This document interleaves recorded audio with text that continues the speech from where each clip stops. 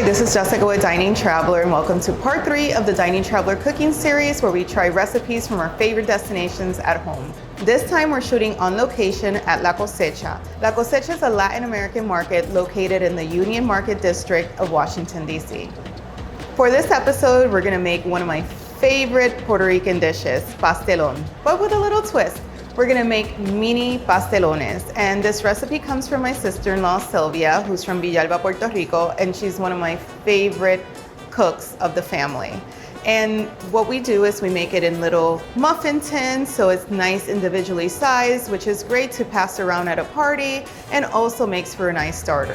We're gonna go over the ingredients really quick, and we're gonna start with the meat. I like to use ground pork. I feel like it's full of flavor, but you can use ground beef, you can use ground chicken, you can use Beyond Meat if you want to make it into a vegetarian dish. We have some olive oil to start, achiote oil for a little color, sazón, adobo, el sofrito no puede faltar. You have to have the sofrito for that nice flavor, a little tomato sauce, and then very important are the plantains for the layering. You want a yellow, ripe plantain that's going to bring that nice sweetness to it. If you use a green plantain, it's not going to work for this recipe. Then the cheese, I like to use cheddar for the filling, and I like to use a little bit of a saltier cheese like Parmesan or Asiago for the top, and then some eggs to bind the pastelón together. We're gonna prepare the meat, and I like to add a little bit of olive oil to the caldero. You can use a frying pan too, something with large capacity, and add the meat so it can brown a little bit before I start adding everything else. So it's been around 5 to 7 minutes, and the meat is browned, it's loosened up a little bit, and now we're gonna add the seasonings.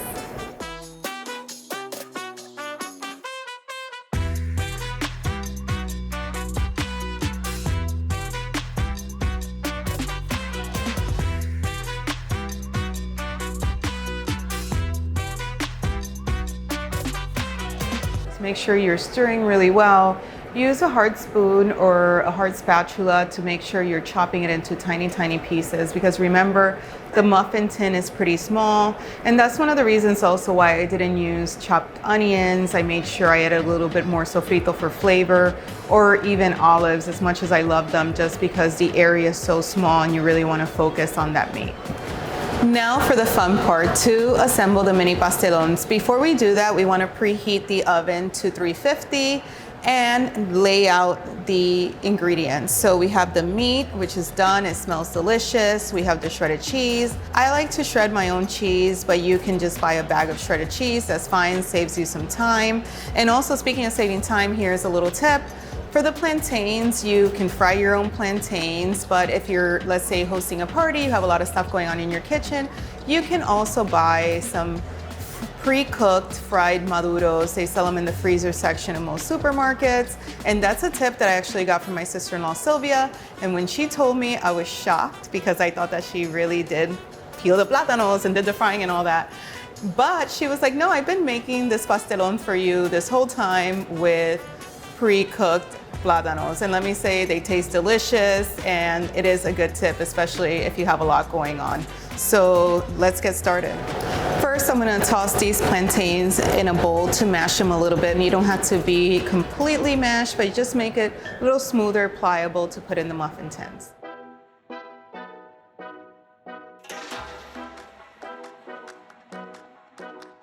For the mini pastelón, we are going to use a muffin tin, and make sure that you put copious amounts of cooking spray, because with the plátano and the meat, it tends to stick just a little bit. So we're going to serve with a little bit of egg on the bottom. Then we're going to add some pastelón, not too much, but enough to cover the bottom and probably 3/4 of the side. And just make sure you press it firmly. So you just want to make like a nice little cup. Then we're gonna add the meat here. And then we're gonna add a little bit of egg to bind it together. Then the cheese. I like to do a combination of the cheeses. And voila.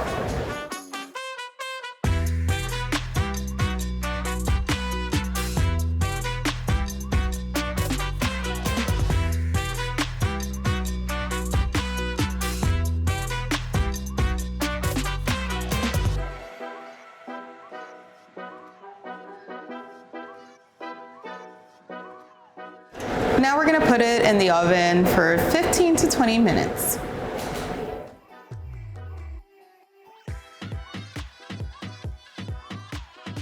While our mini pastelones are cooling, we're getting a special treat. We have a special guest, Iris Jimenez, who's the co-founder of La Casita Pupusas. They have a location here at La Cosecha, but they also have several locations in the DC metro area.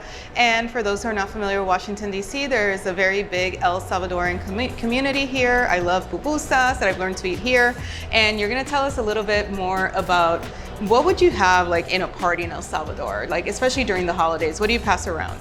Well, a big thing for us, a big factor of how we like to eat is we usually like to eat with like food in one hand and a drink in another, you know? Of course, as you should, like most Latinos. It's a very important thing, and also be able to have, you know, room to be able to be dancing at the same time. So ¿Dónde está la cervecita? But this is why we love to have these kind of little party bites.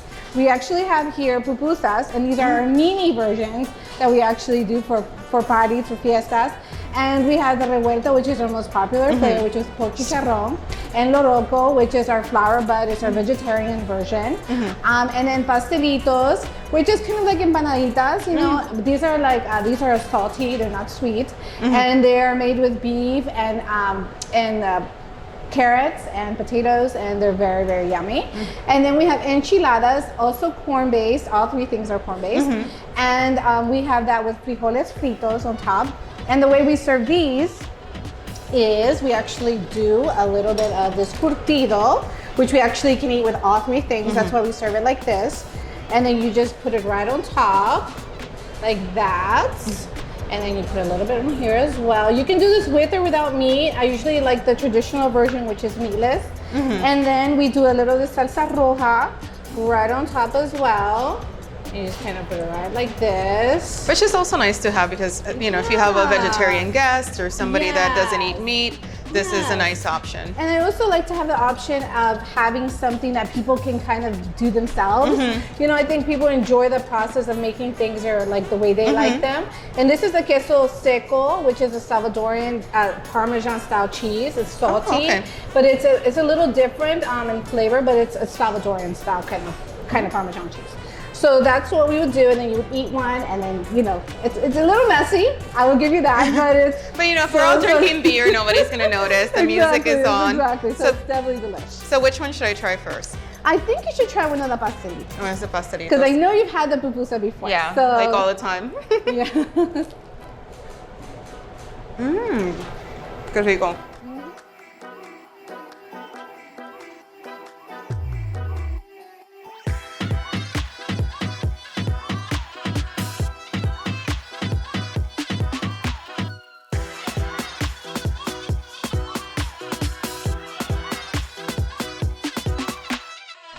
And this is how we make mini pastelones at Casa Dining Traveler.